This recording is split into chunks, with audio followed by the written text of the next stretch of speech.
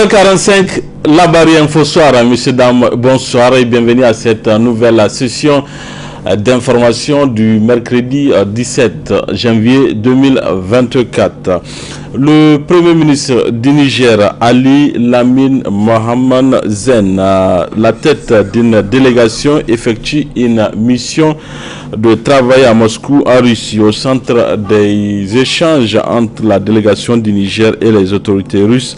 La question de sécurité, de l'énergie, du commerce et de l'éducation. Relativement à la question sécuritaire, le ministre nigérien de la Défense nationale, le général Salifou Moudi, s'est dit satisfait des avancées enregistrées. On l'écoute. Donc pour ce qui concerne le reste des partenaires qui sont sur le territoire nigérien, nous sommes en train de travailler sur une nouvelle forme de coopération. Et très bientôt, nos différents partenaires qui ont été déjà informés des nouveaux objectifs que nous avons définis dans le cadre de la lutte contre le terrorisme, nos différents partenaires, dis-je, vont très bientôt discuter, nous allons discuter avec eux pour pouvoir arrêter les grandes lignes de leur participation, bien de leur présence sur notre territoire. Ce qui concerne le domaine de la sécurité et de la défense, les choses vont vite. Nous avions au préalable eu un certain nombre de rencontres à Niamey et nous avons finalisé ici à Moscou les projets. Et très bientôt, dans le domaine du renforcement des capacités de nos forces, les activités vont démarrer. La Maison de la Presse a abrité ce matin le premier congrès constitutif de l'Union nationale des journalistes et communicateurs pour la promotion des postes et de l'économie numérique. INJC PPEN, c'est le ministre de la Communication, des Postes et de l'économie numérique, Raliou Sidi Mohamed, qui a lancé les travaux des assises. Le compte-rendu de Ismaël. Créé il y a de cela quelques mois, l'Union nationale des journalistes et communicateurs pour la promotion des postes et de l'économie numérique, INJC PPEN, organise à travers ses assises son premier congrès constitutif sous le thème Rôle et responsabilité des journalistes et communicateurs à l'ère du numérique. Cette structure s'est fixée des multiples objectifs, dont entre autres promouvoir les postes de l'économie numérique et de créer un cadre d'échange et de partenariat avec les acteurs opérants dans le domaine. Nous avons décidé de créer cette union puisque nous avons pensé qu'au Niger, pratiquement, il n'y avait pas de journalistes qui se sont spécialisés dans ce domaine, notamment dans le domaine des postes et du numérique de façon globale. C'est en ce sens que nous avons jugé utile de créer cette union pour faire la promotion de ces sous-secteurs ou de ces secteurs, comme je l'ai dit, mais aussi d'appuyer à l'État dans son processus de mise en œuvre de toutes ces nouvelles réformes engagées dans ce secteur. Nous avons également jugé utile d'accompagner les autorités dans ce domaine, comme je l'ai dit, puisque quand on dit journaliste, il n'est pas forcément dit que le journaliste est la personne ou bien l'autrui qui est là juste pour critiquer ou bien pour dénoncer tout ce qui se passe. Le journaliste, c'est aussi le sens de responsabilité, c'est aussi amener sa part de contribution dans le développement du pays. Cette structure est animée par des hommes et femmes issus des médias publics et privés et appréciés par le ministre de la Communication, des Postes et de l'économie numérique. Permettez-moi de remercier vraiment les membres fondateurs de cette jeune association et de me réjouir de cette heureuse initiative qui conforte désormais le secteur des postes et de l'économie numérique qui vient de se doter d'un nouvel acteur primordial dans le paysage pour mieux assurer la promotion. La présence de nombreux acteurs à vos côtés venant de divers médias révèle davantage votre congrès et lui confère toute sa légitimité. Ainsi, malgré vos lourdes responsabilités quotidiennes, vous avez accepté de consacrer un pan important de votre temps à la tenue de ce congrès prévu pour durer 2 jours. Cela est l'illustration conséquente de l'intérêt que votre nouvelle structure manifeste dans le domaine des questions touchant le poste et l'économie numérique au Niger. Ainsi, à travers la création de cette structure, cela va désormais impulser une nouvelle dynamique au secteur des postes et de l'économie numérique, d'où l'attention particulière des autorités quant aux conclusions et recommandations issues de ces assises. Les locaux du syndicat national des contractuels de l'enseignement de base, SINASEB, a servi de cadre de séjour pour une journée de recueillement et de prière en l'honneur de Abdraman Oumarou, assassiné récemment par des groupes armés non étatiques. La cérémonie a vu la forte mobilisation du personnel enseignant et la participation de la ministre de l'Éducation nationale, nous rapporte Boubacar Ibrahim et Sadoudoumi. Prier pour le repos de l'âme d'Abdraman Oumarou, rendre un dernier hommage à ces dernières victimes des groupes armés, c'est l'objectif affiché par le syndicat national des contractuels de l'enseignement de base SINASEB à travers cette assise de portée nationale de recueillement. Une assise qui n'a pas manqué de drainer enseignants et enseignants pour la circonstance. Le 30 octobre dernier, les individus non encore identifiés ont fait irruption sur une école, l'école Bakanta, qui se trouve dans la commune de Makalondi, à 1 km précisément, où ils ont enlevé 2 de nos camarades, à l'occurrence Abdraman Oumarou et Harouna Amadou. Alors les 2 camarades étaient restés un peu plus de 2 mois avec les assaillants et ils les ont ramenés sur le lieu le 10 octobre dernier, le mercredi, une semaine juste, où ils ont assassiné froidement le camarade Abdraman et ils ont libéré le camarade Harouna. Alors, une semaine après, nous avons dit qu'il faut organiser une journée de recueillement et de prière pour le repos de l'âme de notre camarade et pour que la paix et la quiétude puissent revenir dans l'ensemble du territoire nigérien. Il faut dire que cette journée de recueillement et de prière est une journée que nous avons organisée sur toute l'étendue du territoire national. De la même manière qu'elle est en train de se tenir à Niamey, elle se tient bien entendu dans l'ensemble des régions du Niger et même des départements et des communes. Alors cette journée, nous la mettons effectivement en place pour rappeler aussi l'obligation du gouvernement, de l'État à sécuriser les enseignants. L'enseignant se donne pour répercuter le savoir et il trouve souvent la mort, la menace et l'intimidation souvent dans des circonstances, n'est-ce pas, le plus souvent non supportables. L'importance de la cérémonie a aussi suscité la participation de la ministre de l'Éducation nationale et des responsables du ministère. Dans l'interview qu'elle a accordée, Dr Elisabeth Chérif a salué et félicité l'engagement et le sacrifice des enseignants qui continuent le partage de connaissances malgré le contexte sécuritaire. À retenir enfin qu'au cours toujours de cette cérémonie, le SINASEB a adressé une mention de remerciement aux enseignantes et enseignants pour la mobilisation effective, tout en ne manquant pas de réaffirmer son engagement aux côtés de l'État du Niger pour la sécurisation et la protection du personnel enseignant dans l'exercice de ses fonctions. Alternative Espace Citoyen a servi de cadre cet après-midi pour une conférence débat. Il s'agit pour l'initiateur Père Moreau de motiver une prise de conscience collective afin d'apporter un regard nouveau sur la société. Ils étaient nombreux les participants à ces rendez-vous du donner et du recevoir. Hamza Sakou, Chebou Guisso pour le résumé. L'université, c'est le lieu privilégié d'où sortent les élites d'un pays.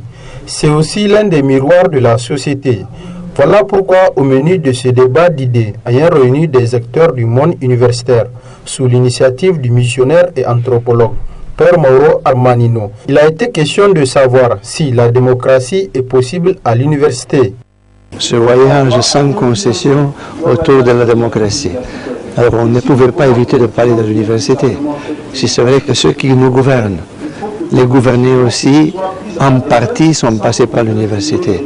Alors on se questionne, est-ce qu'aujourd'hui l'université est encore un lieu où on pratique la démocratie, on favorise la démocratie et on forme des personnes qui sont passionnés de démocratie, ou bien on est là pour au service d'un régime. Si nous jetons un coup d'œil à l'université aujourd'hui, nous retrouvons beaucoup de notre société. Les mêmes divisions par moment, les mêmes tentatives de captation. Et puis nous savons, ce n'est pas toujours une priorité, la formation de nos citoyens et d'une citoyenneté responsable. Voilà pourquoi nous avons voulu nous pencher sur ça. Et nous pensons que le thème mérite d'être exploré davantage. La quintessence de cette thématique n'a pas laissé indifférents les participants. On nous a donné la définition de la démocratie, qui est le pouvoir des peuples par le peuple et pour le peuple, et l'étymologie et la définition propre de l'université. Ce que j'ai retenu au cours des passages des différents intervenants, que franchement il existe une grande démocratie à l'université, notamment avec les syndicats qui existent, qui permettent aux étudiants de s'exprimer, et aussi avec l'existence des associations religieuses au sein des universités, notamment ici. On nous a pris un exemple avec l'université Abdou Moumoun de Niamey, où il y a une association religieuse, notamment des associations des étudiants musulmans, il y a aussi l'association des étudiants chrétiens. Et aussi, l'université, l'État permet à l'université que dans une université, chaque personne ait le droit de s'exprimer. J'ai appris que l'université est une organisation très démocratique, là où tout le monde avait sa part de responsabilité, mais également sa part de prise de parole. Les décisions sont prises démocratiquement et la démocratie règne vraiment dans l'organisation, du moins dans ce qui est de la théorie. Pour ce qui est du concret, ça on ne sait pas vraiment. Nous sommes dans un cycle porté sur la démocratie, donc ce thème pour moi devait y figurer, donc c'est vraiment une très bonne idée, un très bon thème. Pour rappel, cette conférence débat entre dans le cadre des initiatives qui visent à aider à changer le regard sur la société. La consommation de la laitue, communément appelée salade, est très forte en cette période de fraîcheur. Cette forte consommation est due à sa disponibilité. Quels sont les avantages liés à la consommation de cette denrée? Sa consommation abusive est-elle sans conséquence? Élément de réponse dans ce reportage de Nafissatou Yahya. À Niamey et presque partout au Niger, la période de fraîcheur rime le plus souvent avec l'accessibilité et la disponibilité de plusieurs produits maraîchers, notamment la laitue, communément appelée salade. Cette plante aux multiples vertus est en ce moment trop prisée pour la consommation. La salade a des vertus. Parmi les vertus de la salade, la première vertu de la salade, c'est que la salade a une forte teneur en eau. Donc, et cette forte teneur en eau permet à la salade de favoriser une bonne hydratation de l'organisme. Lorsqu'on prend la salade, on arrive à avoir de l'eau et cette eau-là va permettre à ce que l'organisme humain s'hydrate normalement. Donc, et c'est pour cette raison que la salade est notamment préconisée pour les personnes qui ont tendance à ne pas boire de l'eau de façon spontanée, c'est notamment les personnes âgées. Donc, en plus de l'eau, la salade contient également d'autres éléments nutritifs. Parmi les éléments nutritifs, on peut également citer la vitamine. Parmi les vitamines, on peut citer notamment le fait que la salade contient de la vitamine C. Et cette vitamine C-là, que la salade renferme, donc ça peut permettre à la salade de jouer un rôle dans la prévention de certaines maladies. Maintenant, en plus de la vitamine C, la salade contient également ce qu'on appelle des fibres alimentaires. Donc, c'est surtout le principal rôle associé à la salade, notamment la présence des fibres alimentaires. Et ces fibres alimentaires-là vont permettre à la salade d'avoir un effet sur l'amélioration de la digestion et de prévenir les constipations. La consommation abusive de cette denrée, souvent exposée à la poussière, n'est pas sans conséquences. Consommer de la laitue, consommer de la salade, c'est vraiment une bonne chose compte tenu de ces nombreuses vertus. Mais il faut simplement préciser cette chose-là. La salade, la laitue, elle est souvent susceptible de provoquer des intoxications alimentaires. Et on a remarqué souvent des personnes qui, après la consommation de cette salade-là, vont avoir des diarrhées, vont avoir des vomissements. C'est simplement parce que le mode de préparation, surtout le mode de production, fait en sorte que certaines personnes vont utiliser de l'eau résiduelle, de l'eau usée pour produire la salade. Et à l'utilisation de cette eau résiduelle-là va faire en sorte que dans cette salade-là, on peut avoir des germes.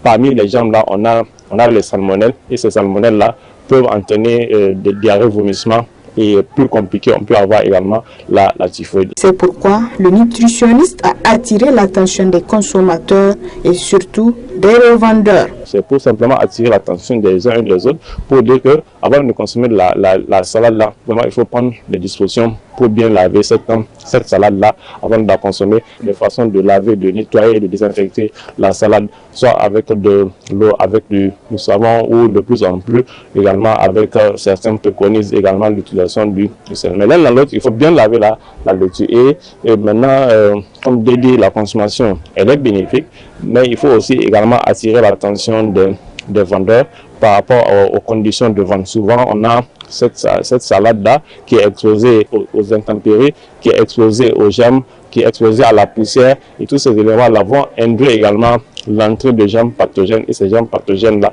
peuvent entraîner des intoxications alimentaires. Rappelons enfin que la forte disponibilité de cette laitue en ce moment est due à la pratique de la culture de contre-saison.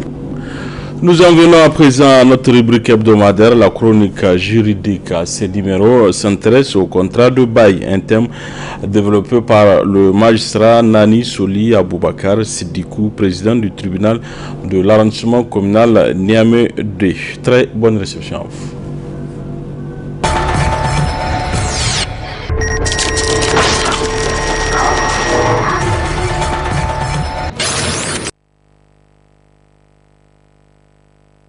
Et je voudrais profiter quand même de cette occasion et pour rappeler à nos téléspectateurs que la question des contrats de location et d'habitation, ou ce qu'on appelle les baux à loyer, cette question-là est régie par l'ordonnance numéro 96-016 du 18 avril 1996 et portant code des baux à loyer.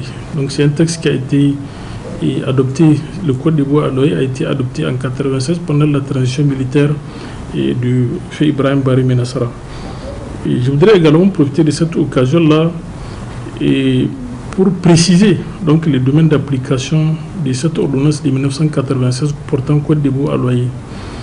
Et l'ordonnance portant code des baux à loyer, ou ce qu'on appelle communément le bail à usage d'habitation, régit le contrat de location et portant sur des lieux à usage d'habitation.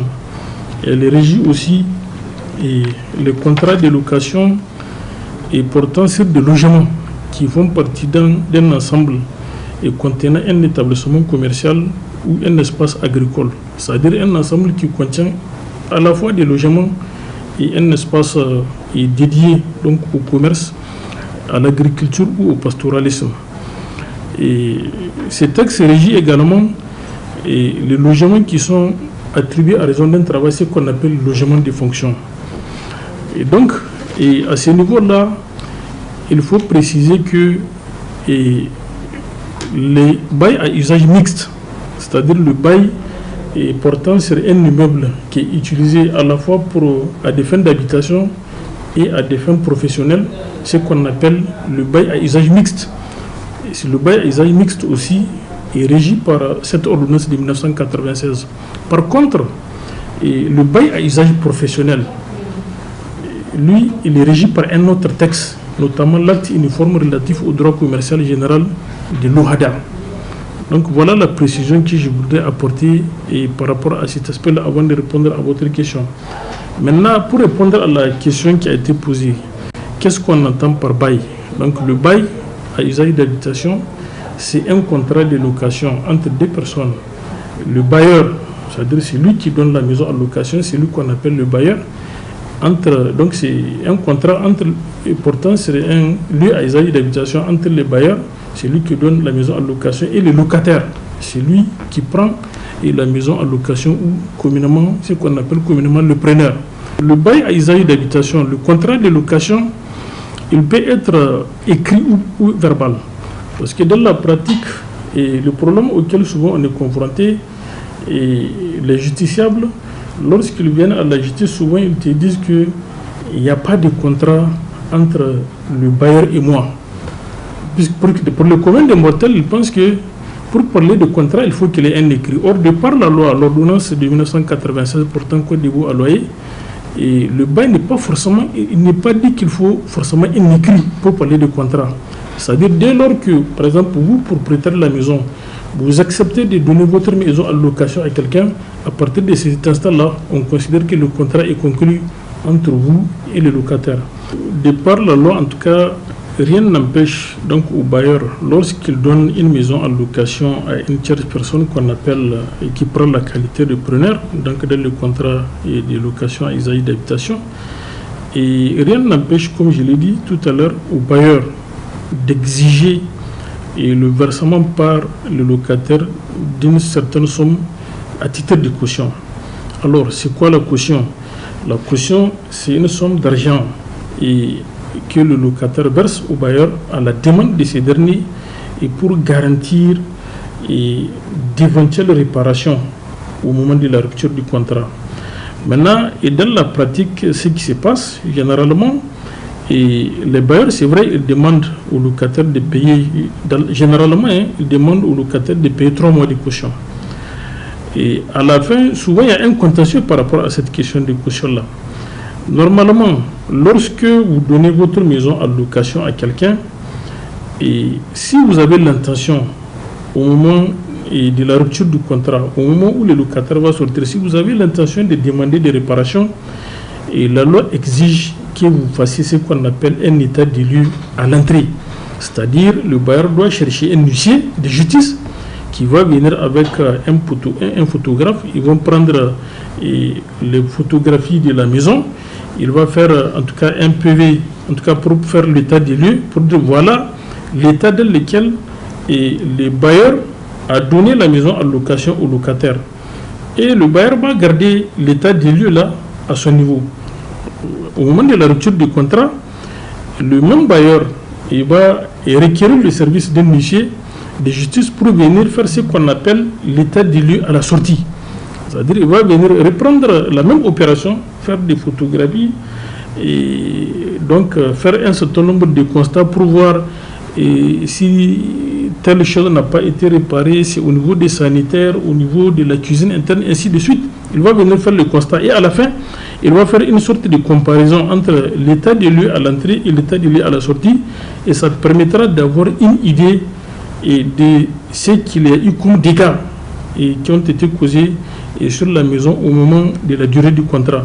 Et donc, sur cette base-là, s'il y a des dégradations qui ont été, des dégâts qui ont été commis sur la maison, eh bien, le bailleur peut utiliser donc l'argent qu'il a à son niveau, que le locataire lui a versé comme caution, et pour remettre en état sa maison. Ça, c'est une première possibilité. La deuxième possibilité aussi, le locataire, disons, peut reprendre et peut remettre la maison en état. Maintenant, une fois la maison remise en état, il peut en tout cas exiger du bailleur qu'il lui rembourse sa caution.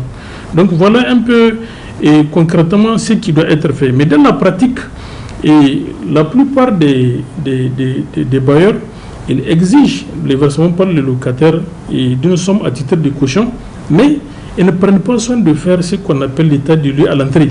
Et donc ça provoque des contentieux qui généralement finissent par atterrir devant les juridictions. Donc lorsque vous venez en tant que bailleur, vous dites que le locataire a dégradé votre maison. Si vous n'avez pas fait l'état du lieu à l'entrée, vous ne pouvez pas devant le tribunal apporter la preuve qu'il a commis des dégâts si le locataire dit qu'il n'a jamais commis des dégâts.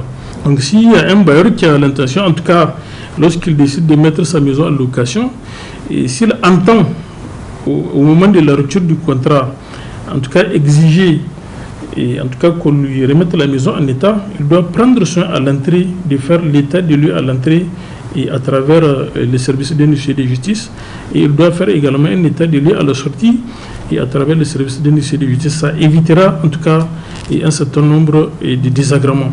En ce qui concerne les avances aussi, ça c'est vous savez, le contrat, comme je l'ai dit tout à l'heure, comme à l'instar du contrat de location donc à usage d'habitation, c'est la loi des parties. Il appartient en tout cas au bailleur et au locataire d'un commun accord et de convenir de ce qui doivent être les modalités du contrat. Rien n'empêche au bailleur en tout cas de demander au locataire de lui verser un certain nombre de mois d'avance. Rien ne lui empêche. Tout comme le bailleur peut permettre au locataire d'occuper la maison sans pour autant payer des mois d'avance. C'est vraiment à la discrétion et laissé à la discrétion des parties. S'agissant de la rupture du contrat de location, il faut distinguer deux situations. Il peut arriver que le bailleur et le locataire mettent fin au contrat de location de façon amiable. Donc ça, c'est la rupture amiable du contrat de location. Et donc, généralement, en pareille situation, les deux parties règlent, en tout cas, leur situation juridique sans pour autant avoir besoin de venir devant les juridictions. Lorsque la rupture à l'amiable n'arrive pas à se faire, donc en ce temps-là, l'une des parties, en tout cas, qui veut rompre le contrat, il sera obligé de recourir aux juridictions. Et donc là, on parle de la résiliation judiciaire. Et maintenant, en ce qui concerne la résiliation judiciaire, il faut distinguer aussi, selon que le contrat de location soit un contrat à durée déterminée et qu'il soit à durée indéterminée. Lorsque le contrat de location est un contrat à durée indéterminée, là également, il y a un certain nombre de dispositions qu'il faut prendre. Lorsque c'est le bailleur qui prend l'initiative de la rupture du contrat de location à durée indéterminée, la loi lui fait obligation de donner au locataire un préavis de 3 mois. C'est-à-dire le préavis permet en tout cas généralement au locataire de pouvoir prendre des dispositions pour chercher une autre maison. Parce que dans la pratique, c'est vrai, il y a beaucoup de bailleurs qui ne respectent pas cette disposition-là, puisqu'il nous arrive ici devant les juridictions et de voir des bailleurs qui viennent pour demander aux locataires et de quitter, pour dire aux locataires qu'ils leur donnent un délai d'1 semaine pour quitter la maison. C'est illégal. La loi a bien prévu, lorsque c'est le bailleur qui prend l'initiative de la résiliation du contrat de location à durée indéterminée, la loi lui fait obligation de donner au locataire un préavis de 3 mois.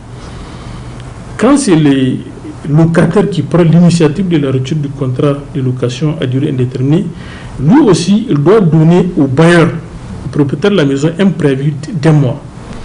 Voilà. Un autre contentieux aussi qu'on gère par rapport à cette question de préavis. Généralement, quand les gens viennent dans ce genre de situation-là, quand c'est le bailleur qui demande au locataire et qui décide de rompre le contrat et qu'il donne un préavis au locataire pour quitter la maison, pour chercher une autre maison et quitter, et beaucoup de locataires pensent qu'ils ont le droit de rester dans la maison pendant la durée des préavis, mais qu'ils n'ont aucune obligation de payer le loyer. Ça aussi, c'est contraire à la loi. Certes, la loi fait obligation aux locataires et aux bailleurs de vous donner un préavis de 3 mois, mais la contrepartie, c'est que vous devrez, locataire, pendant la durée du préavis, vous devrez aussi payer le loyer. Et lorsque ça va devant le tribunal, et le tribunal, généralement, il est amené à condamner le locataire à payer ce qu'on appelle une indemnité d'occupation. Donc, si en cas de recours devant le tribunal, le locataire qui est resté, par exemple, dans la maison pendant la période de préavis de 3 mois, eh bien alors le tribunal peut être amené à condamner ce locataire-là à verser au bailleur une indemnité d'occupation. Et généralement, dans la pratique, l'indemnité d'occupation, elle correspond au montant du loyer.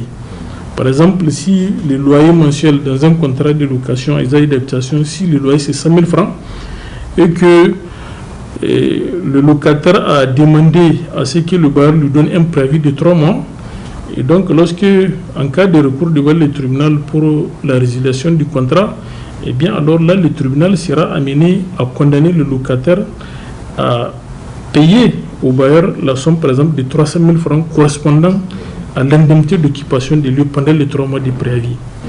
Donc c'est le contentieux des contrats de location et d'habitation ou le contentieux des baux à loyer. En tout cas, il fait partie des contentieux qui sont les plus fréquents ici. au niveau des tribunaux d'arrondissement communal. En tout cas, en ce qui concerne les tribunaux d'arrondissement communal Niamey 2, le contentieux des baux à loyer, en tout cas, fait partie des contentieux les plus importants qu'on gère. Parce que bon, c'est là, soit parce que dans la majorité des cas, les gens viennent devant les juridictions parce que bon, soit le locataire a accumulé plusieurs mois d'arriérés de loyer, soit le bailleur a demandé donc au locataire de quitter la maison et qu'il lui a donné, peut-être qu'il ne lui avait pas donné le temps nécessaire pour pouvoir chercher la maison, c'est-à-dire qu'il n'a pas respecté le préavis de 3 mois que la loi a prévu. Et donc généralement, en pareille situation là, comme de plus en plus les gens sont éveillés, et lorsque le bailleur demande au locataire de quitter la maison dans un délai d'une semaine, donc ils arrivent souvent, en tout cas dans beaucoup de cas, on a eu des cas où les justiciables viennent ici pour convoquer les bailleurs parce qu'ils estiment que le temps qu'on leur a donné pour chercher une autre maison n'est pas suffisant. Après l'expiration du préavis, donc là, au niveau le tribunal va apprécier. Le tribunal va apprécier pour voir si le locataire n'est pas en train de faire du dilatoire.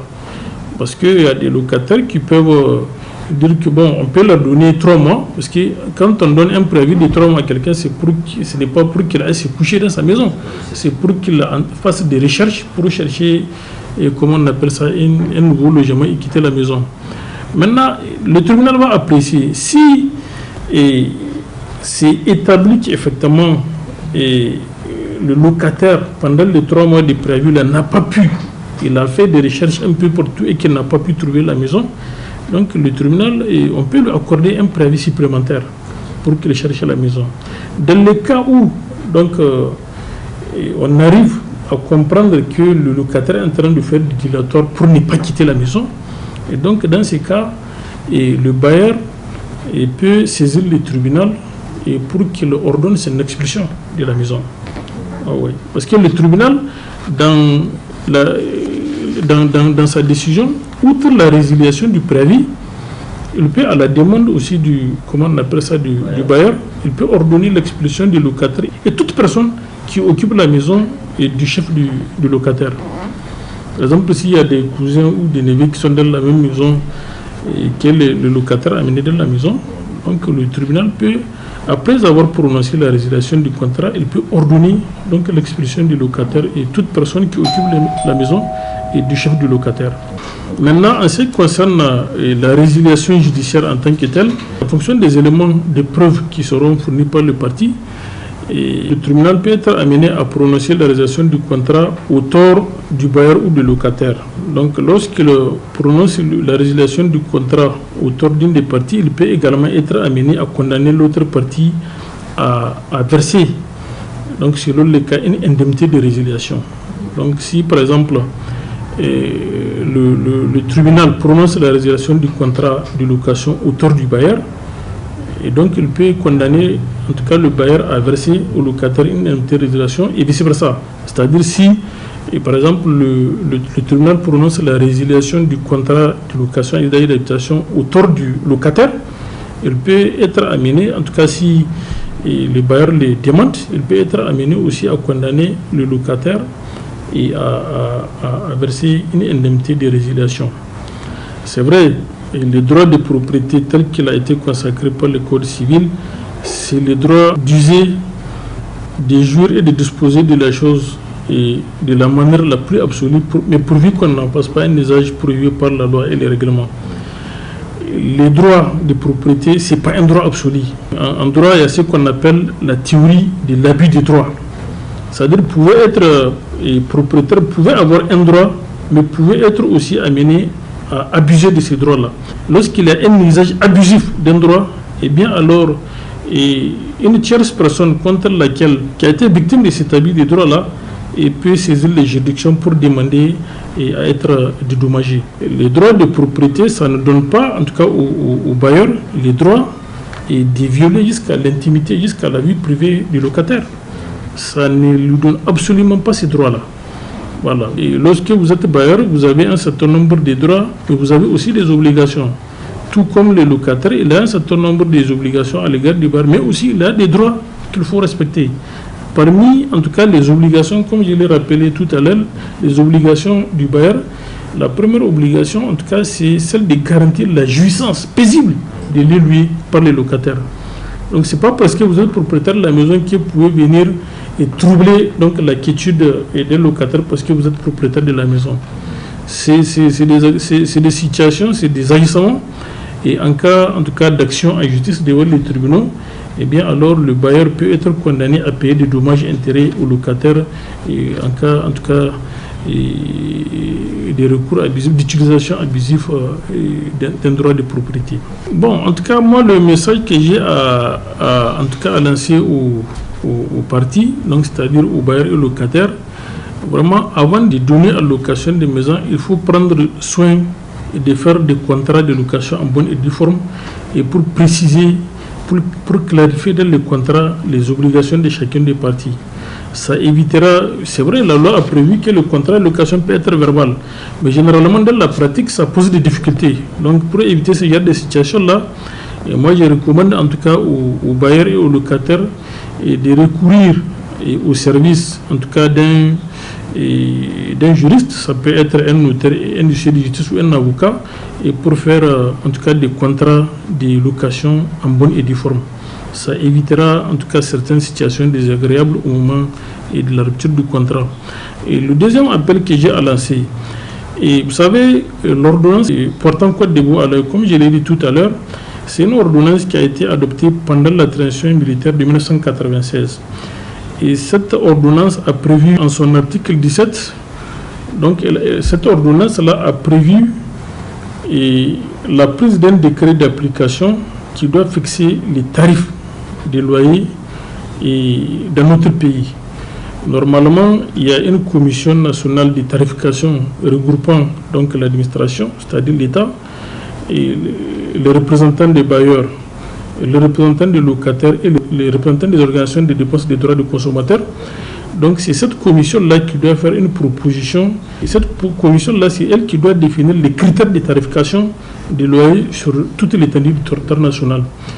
Et de 1996 à aujourd'hui, ce décret d'application-là n'a pas encore été pris. Et donc du coup, ce vide juridique-là fait que, bon, aujourd'hui dans la ville de Niamey, vous avez des tarifs en tout cas qui sont fixés selon la bonne volonté des bailleurs. Dans un quartier, on peut vous dire que pour louer une villa, il faut payer 150 000 francs. Il y a des quartiers où pour prendre en location une villa, il faut payer 200 000 francs, ainsi de suite. Donc comme il n'y a pas de texte qui encadre ça, aujourd'hui maintenant, bon, s'il y a une sorte d'anarchie, les bailleurs sont libres donc de fixer les tarifs qu'ils veulent. Donc c'est le deuxième appel en tout cas que j'ai à lancer et à l'endroit des autorités pour que ces décrets d'application là soient rapidement pris et que des tarifs en tout cas soient précisés dans ces décrets d'application là.